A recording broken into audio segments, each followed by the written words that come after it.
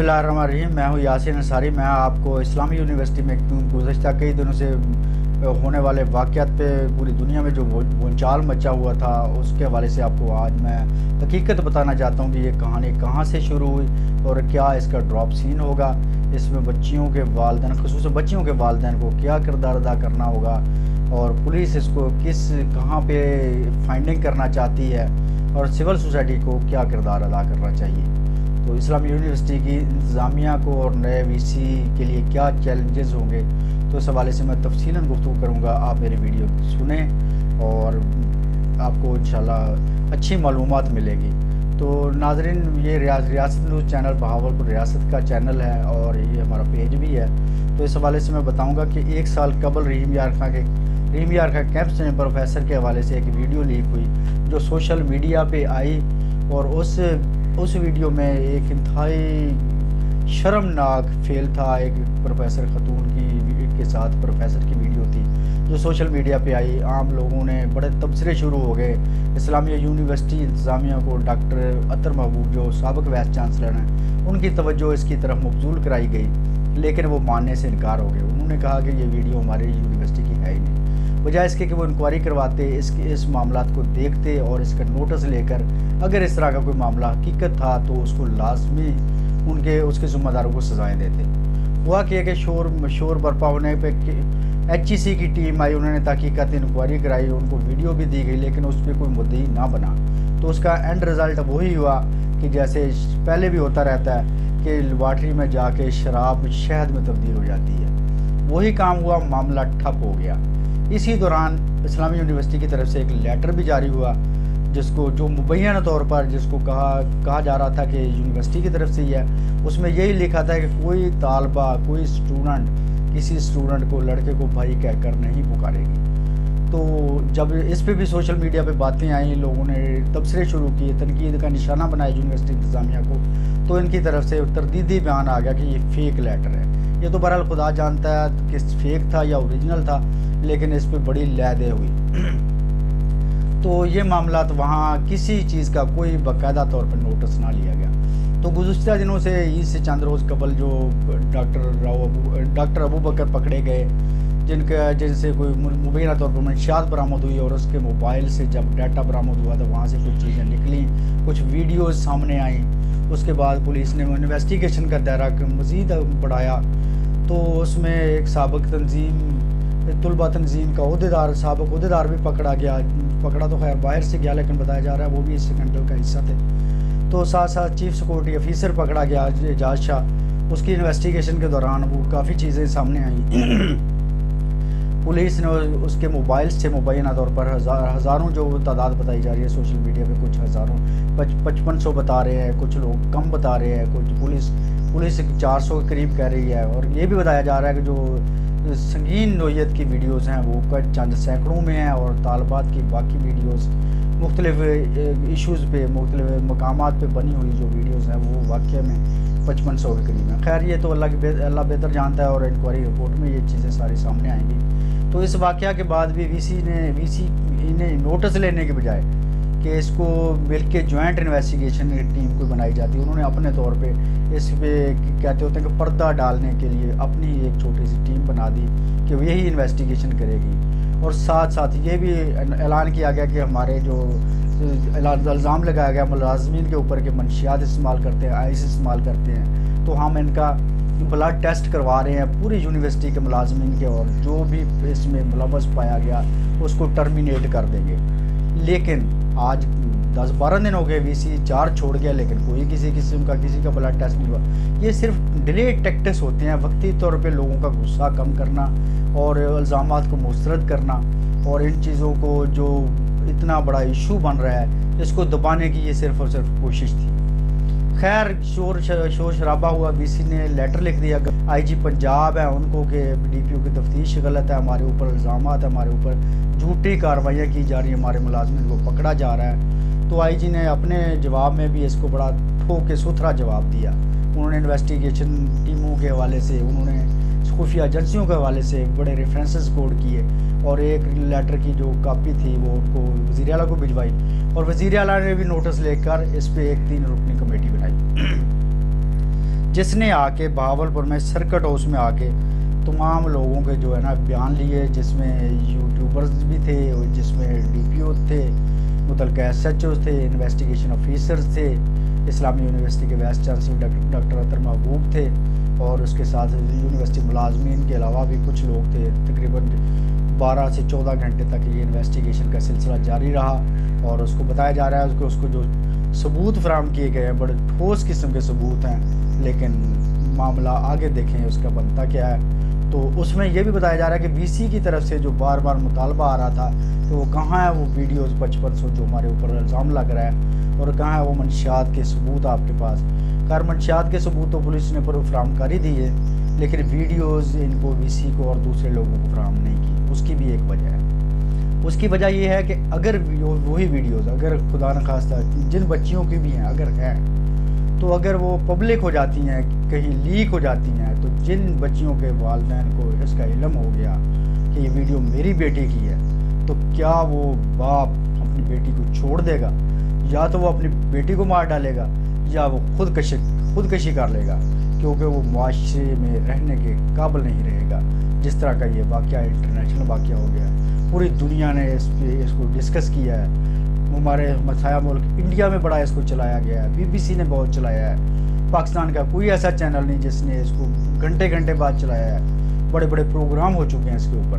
अब वालिदैन माफ़ी नहीं देंगे अपने बच्चियों को, और ख़ासकर इन यूनिवर्सिटी के लोगों को। कोई ना कोई मिसहैप हो सकता था, इसलिए उन्होंने डीपीओ साहब ने बहुत ही अक्लमंदी का मुजाहरा करते हुए किसी को भी उसकी वीडियोज़ की जो बरहना वीडियोस थी या गलत किस्म की वीडियोस थी वो किसी को भी जारी नहीं की। और साथ साथ बताता चलूँ कुछ कॉन्टैक्ट्स के हवाले से चीज़ें मंजर आम पे आई हैं, जिसमें ज़्यादातर मंशियात के हवाले से है कि किस किस मुलाजम का किस किस मंशियात फ़रोश के साथ कितना रब्ता रहा है, कितनी कॉलें की गई हैं। इसमें बताया जा रहा है कि जो अहम सीटों पे ख़ासकर सिक्योरिटी में हैं और दूसरे मुलाजमीन हैं, उनकी जो मंशियात फ़रोशों से रबते हैं वो सैकड़ों में हैं, बार बार रबते हैं। वो उनकी CDRs निकलवा के उन्होंने पब्लिक कर दी हैं ताकि आवाम को भी पता चले कि ये सिर्फ फेक स्टोरी नहीं है, ये यूनिवर्सिटी के ख़िलाफ़ कोई इंतकामी कार्रवाई नहीं है, इस यूनिवर्सिटी को बदनाम करने की साजिश नहीं है, ये कुछ हक़ाइक़ भी हैं। जिसमें डीपीओ साहब ने मीडिया से गुफ्तगू करते हुए ये भी बताया था कि जो उन्होंने आइडेंटिफाई किए हैं वो 113 के करीब मुलजमान हैं मंशियात फ़रोश करने वाले, और हज़ारों की तादाद में मंशियात नोश करने वाले, जिसमें स्टूडेंट्स हैं, असातिज़ा, प्रोफेसर, सिक्योरिटी के मुलाज़मीन। तो जो मंशियात फ़रोशों के हवाले से है कि उनमें अक्सर स्टूडेंट्स ऐसे हैं जो मेजॉरिटी है जिन पे 9C के पहले पर्चे थे तो मंशियात के, और वही लोग हैं अब दोबारा मंशियात के को फ़रोग़ दे रहे हैं इस्लामी यूनिवर्सिटी में। अब बात यहाँ पे आके ख़त्म नहीं होती, अब मामलात आगे ये बढ़ जाते हैं कि जिन बच्चियों के हवाले से बात हो रही है उन बच्चियों की तरफ से कोई मुद्दई नहीं बना। ये भी एक बहुत बड़ा कह लें कि मुद्दई तो खैर किसी ने भी नहीं बनना, मुतासरा तो पहले होता है।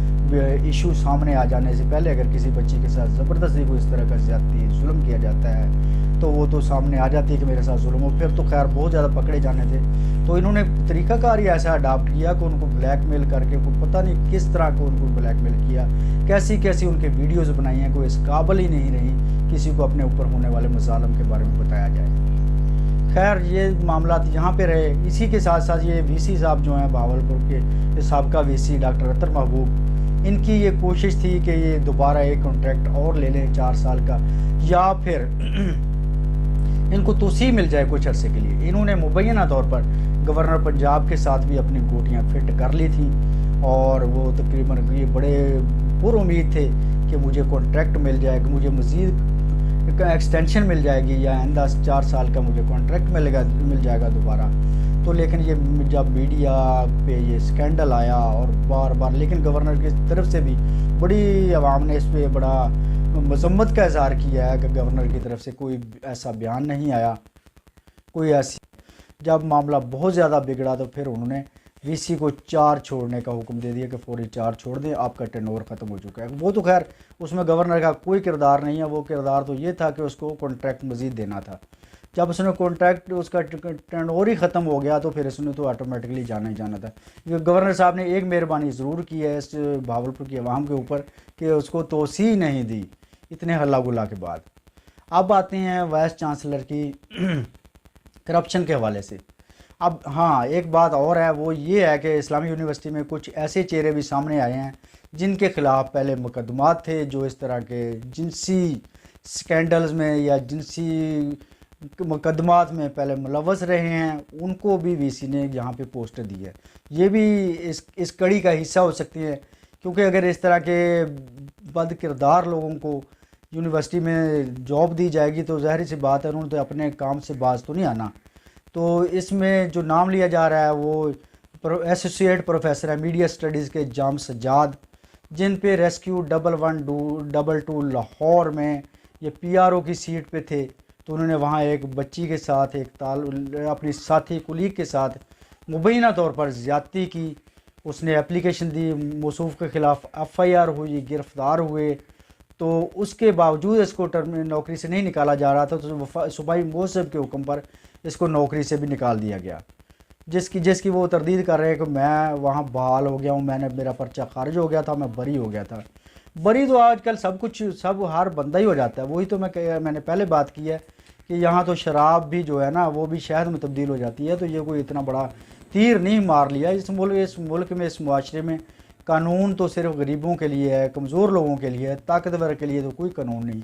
वो तो हर मुकदमे में, हर कार्रवाई में बरी हो जाता है। खैर वीसी ने, डॉक्टर अतर महबूब जो साहब का वीसी थे, उन्होंने उनको यहाँ पे मुलाजमत दे के एक अच्छा काम अपने लिए, उसके लिए एक अच्छा काम किया कि उसे एक उस तरह का दोबारा मौका फराहम किया। इसी तरह डॉक्टर जो अबू बकर हैं, साबिक़ ख़जानादार जो थे, जो आजकल मुअत्तल हैं, तो उनके बारे में बताया जा रहा है। उनके अगेंस्ट भी इसी तरह का एक केस था जो भावल नगर में, जिसमें उसने मुबैना तौर पर 2 करोड़ रुपए दे के वहाँ से जान छुड़ाई और यहाँ इस्लामी यूनिवर्सिटी में आ गए। तो साथ साथ इन लोगों के बारे में ये भी बताया जा रहा है, जो प्रोफेसर फ़हद हैं रहीम यार खां कैंप्स के, और दूसरा प्रोफेसर उमैर हैं। तो ये जो अबू बकर है, ये तोहफे ख्वाजा फरीद यूनिवर्सिटी से वीसी अपने साथ ही लेके आए थे, क्योंकि मौसूफ जहाँ भी गए हैं, आप एक तो अपनी दास्तानें छोड़ी हैं और साथ ही अपने उन साथियों को साथ लेके हैं जो इसकी इर्द गिर्द और इसके फ्रंट मैन थे और इस तरह के घनौने जुराम में मुलव्वस थे। तो अब बात आती है कि जो नए वाइस चांसलर आए हैं, नवीद अख्तर साहब, जो प्रो वाइस चांसलर हैं, इंतहाई शरीफ नफ्स इंसान बताए जा रहे हैं और शक्ल सूरत से भी लगते हैं कोई शरीफ इंसान है। तो अब जिस तरह के हालात पैदा करके डॉक्टर अतर महबूब छोड़ गए हैं यूनिवर्सिटी को, तो अब लगता नहीं कि वो इन मामलात को कंट्रोल कर सकें। खैर, उन्होंने तो अपना टेनोर निभाना है 2-4 माह, जब तक नया वीसी नहीं आता तो उस वक्त तक तो उन्होंने अपनी ज़िम्मेदारियाँ निभानी हैं। तो दुआ है हमारी भी और हमारे लोगों की, सिविल सोसाइटी की, अल्लाह ताला उनको इस्तिकामत दे और वो अपने इस ओहदे पे कायम रहें और अपनी कोशिश करें इस गंद को साफ़ करने की। अब साथ साथ ये भी बात आ रही है कि अब देखें जिन प्रोफेसर के नाम ही लिए हैं वीडियो बयान में उसने, इजाज़ शाह ने, अब उन प्रोफेसर का एहतसाब कौन करेगा? उनको क्या यूनिवर्सिटी से निकाला जाएगा? उनके ख़िलाफ़ कोई कार्रवाई होगी? और जो 113 के करीब मंशियात फ़रोशों के नाम आए हैं, क्या DPO साहब इनको गिरफ़्तार करेंगे? यूनिवर्सिटी को मंशियात से पाक किया जाएगा? तो इस तरह के मामलात के लिए मेरा तो ख्याल है कि यहाँ एक शरीफ आदमी वाइस चांसलर तो नहीं ये मामलात कर सकता, यहाँ तो कोई हिटरल किस्म का वाइस चांसलर तैनात किया जाना चाहिए, जो इनको एक सिरे से पकड़ के इनके साफ करे, इनको बाहर निकाल फेंके इन माफियाज़ को, तभी ये यूनिवर्सिटी का जो वक़ार है वो बहाल हो सकेगा। अब मैं आता हूँ बच्चियों के वालिदैन के हवाले से। मेरी एक और यूनिवर्सिटी के वाइस चांसलर से मुलाकात हुई कुछ अर्सा पहले, तो गपशप के दौरान बताने लगे। मैंने कहा जी आपकी यूनिवर्सिटी का माहौल कैसा है? तो उन्होंने एक एग्जांपल दी, कहने लगा मेरी एक ही बेटी है जो डॉक्टर है, किसी हॉस्पिटल में वो जॉब कर रही थी। तो मैंने बेटी से पूछा कि बेटी आप मुझे बताएं कि कोई ऐसा शख्स आपको ऐसा मिला हो जिसने आपकी तरफ घूर कर ना देखा हो? तो बेटी ने जवाब दिया, कहने लगी कि अब्बा जान, सिर्फ वही लोग हॉस्पिटल में मुझे मिले हैं जिनकी सांसें सिर्फ गर्दन तक थीं, आंखें उनकी बंद हो रही थीं। चंद ही लम्हों के बाद उन्होंने अल्लाह के पास पहुंच जाना था। उन्होंने मुझे घूर के नहीं देखा, वरना हॉस्पिटल के किसी डॉक्टर ने, किसी दर्जा चहारम का मुलाजम या मरीज़ों के जो लवाहिकीन होते हैं, सब लोग एक ही किस्म के चट्टे बट्टे हैं। उनकी जो निगाहें हैं वो हमेशा ऐसी ही होती हैं। तो मुझे बताने लगे कि ये जो मामला है, कहते हैं मैंने बेटी से ऐसा क्यों पूछा, उन्होंने मुझे क्यों बताया, इसकी वजह मैं बताता हूँ कि बेटी के साथ हमें इस तरह का ताल्लुक़ रखना चाहिए, इस तरह का रवैया रखना चाहिए, इस तरह की अंडरस्टैंडिंग होनी चाहिए कि वो हर बात खुल के आपको बता दे। जब आपको वो हर बात खुल के बताएगी तो फिर काफ़ी सारे मामला ठीक हो जाएंगे। फिर कभी इस तरह के माफियाज जो हैं उसे ब्लैकमेल नहीं कर सकेंगे। होता हमेशा अक्सर यही है कि वालिदैन बेचारे अपनी जमा पूंजी लगा के बेटियों को यूनिवर्सिटी भेजते हैं, ख़ासकर हॉस्टल्स में। वो समझते हैं कि यहाँ जो हैं इनकी बड़ी सिक्योरिटी है, ख़ासकर यूनिवर्सिटी के जो हॉस्टल्स हैं वहाँ तो बड़ी सिक्योरिटी के मामलात हैं और इनका हर हवाले से तहफ़्फ़ुज़ है। उनको क्या पता यहाँ भेड़िए बैठे हुए हैं, दरिंदे बैठे हैं जो इनकी इज़्ज़तों को नोचने के लिए तैयार हैं। और जो वाक़या अब सामने आया है वही कुछ हुआ है। इसलिए वालिदैन के लिए मेरा यही मैसेज है कि अपनी बच्चियों के हवाले से भरपूर अंडरस्टैंडिंग रखें। उनको बताएं कि बेटा आपको कोई भी इशू है आप हमें आके बताएं, ताकि उसका बर वक्त कला कमा किया जा सके। अब हुआ क्या है, यूनिवर्सिटी में बच्चियों को कैसे ब्लैकमेल किया गया है, वो जो बातें सामने आ रही हैं वो यही हैं कि उनको पास करने के हवाले से उनको ब्लैकमेल किया जाता था कि आप फेल हो जाएंगी, उनके ग्रेडिंग के हवाले से, और खुसूसन जो टीचर्स थी, जो स्टाफ है, उनको उनकी जॉब्स के हवाले से, और जो जिन्होंने एप्लीकेशन दी इनके लिए जॉब्स के लिए, उनको भी इसी तरह ब्लैकमेल किया जाता रहा। इस तरह के जो मामलात हुए हैं, इसी तरह ये घनौनी साजिशें हुई हैं और सारे जो मामला जो चीज़ें सामने आई हैं वो स्कैंडल इसी वजह से बने हैं। तो ये तो हो गई यूनिवर्सिटी के हवाले से। तो इसके लिए फौरी और सख्त इक़दाम लेना बेहद ज़रूरी हैं। इसमें गवर्नर साहब अपना हिस्सा डालें, वज़ीर आला साहब अपना हिस्सा डालें, और वज़ीर आज़म को भी इस पर सख्ती से नोटिस लेकर इस मामले को बड़ा क्लीन तरीके से, शफाफ तरीके से इंक्वायरी मुकम्मल करके ज़िम्मेदारों को सज़ा मिलनी चाहिए। अब आते हैं इस्लामी यूनिवर्सिटी के साबिक़ा वाइस चांसलर डॉक्टर अतर महबूब साहब की तरफ, कि उन्होंने जो 4 साल ख्वाजा फरीद यूनिवर्सिटी में लगाए हैं और 4 साल ही इस्लामिया यूनिवर्सिटी में पूरे किए हैं। उन्होंने यहाँ पे ये तो अखलाकी करप्शन तो सामने आ ही चुकी है, माली करप्शन की है। उसकी मैं सीधा बातें बताऊँगा कि ख्वाजा फरीद यूनिवर्सिटी में इनकी जो कारस्तानियाँ थीं, जो लोगों को वो फेक पेमेंट्स होती रही हैं डेवलपमेंट के हवाले से, उस और बेज़ाब्तियाँ हुई हैं, गैर कानूनी नौकरियाँ दी गई हैं, उस हवाले से एक हाई पावर्ड कमेटी बनाई गई यूनिवर्सिटी में ख्वाजा फरीद। उसमें जो हायर एजुकेशन कमीशन के मिनिस्टर थे और 4 उसके मेंबरान थे। उन्होंने अपनी इंक्वायरी में लिखते हैं कि वाइस चांसलर और इसके साथियों के खिलाफ फौरी FIR दर्ज की जाए और इन्हें ओहदे से हटाया जाए। ये इंक्वायरी में बताता चलूँ कि 9/6/2021 को फाइनल हुई। ये 19 को छोड़ आए थे, उसके बाद ये इंक्वायरी फाइनल हुई कि यहाँ यूनिवर्सिटी, इस्लामी यूनिवर्सिटी में जो VC लगे हैं यहाँ इसको नहीं लगना चाहिए। इसकी तो 4 अरब और 60 करोड़ के करीब करप्शन जो साबित हो चुकी है स्पेशल ऑडिट में, और इसकी 36 इंक्वायरियाँ लगी हुई हैं बहावलपुर और मुल्तान के मुख्तलिफ अफसरान के पास, लेकिन सारी की सारी पेंडिंग है। तो उस पर ना तो कोई FIR हुई और ना इसको इस्लामिया यूनिवर्सिटी के ओहदे से हटाया गया। उसके बाद एक ठेकेदार को इन्होंने चेक जारी किया जो मिलियंस रुपीस का था। तो उन्होंने जाके उनको चेक, जब ये यहाँ आ गए तो उनको उसका चेक पास ना हुआ, तो उसने जाके एडिशनल सेशन जज की कोर्ट में दावा दायर कर दिया कि मुझे चेक जारी किया गया है लेकिन पेमेंट नहीं हो रही। उसने VC को भी पार्टी बना लिया, साथ SP इन्वेस्टिगेशन रहीम यारखों को पार्टी बनाया और बाकी जिम्मेदारों को भी। तो एडिशनल सेशन जज साहब ने जब एडिशनल SP इन्वेस्टिगेशन को बुलाया तो उन्होंने आके अपने कमेंट दिए। तो उनको शक पड़ा, उन्होंने कहा कि आप SP साहब आप जाएं मौके पे काम चेक करके आएँ कि इनका काम हुआ है, ताकि मैं बाकी जिम्मेदारों के खिलाफ कार्रवाई करूँ। वो इनको काम के अगेंस्ट पैसे क्यों नहीं दे रहे। जब एसपी साहब ने काम चेक किया तो काम हवा में था, कुछ भी नहीं था कहीं पे। तो उन्होंने आगे रिपोर्ट दी कि जनाब ये जो मिलियन रुपीस का चेक लेना चाहते हैं वो काम तो है ही नहीं, सिरे से नहीं है, कुछ भी एक ईंट भी नहीं लगी हुई। तो उन्होंने उस पर FIR के ऑर्डर किए, जिसमें VC भी शामिल है और बाकी लोग भी शामिल है उस ठेकेदार के खिलाफ। उसका कुछ ना बना। वो जो रिपोर्ट है वो 17/11/2021 के ऑर्डर है, मेरे पास ये सारे सबूत मौजूद हैं। इसके अलावा मौसूफ ने 2019 में ख्वाजा फरीद यूनिवर्सिटी छोड़ दी और साथ ही एक चेक बुक चोरी करके अपने साथ ले आए। और 2020 में इन्होंने एक अयाज बिल्डर्स के नाम पे 10 मिलियन रुपए का, 1 करोड़ रुपए का चेक जारी किया, उस पर अपने साइन करके कि वो ख्वाजा फरीद यूनिवर्सिटी के ख़जाने से निकलवा लाए।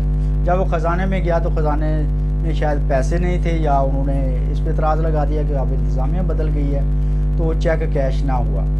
तो मौसूफ ने बजाय इसके उस पर शर्मिंदगी करते तो उसने उसे याज बिल्डर्स का नाम काट के ऊपर नसरुल्ला खान नामी शख्स का नाम लेके दोबारा साइन किए, फिर भिजवा दिया।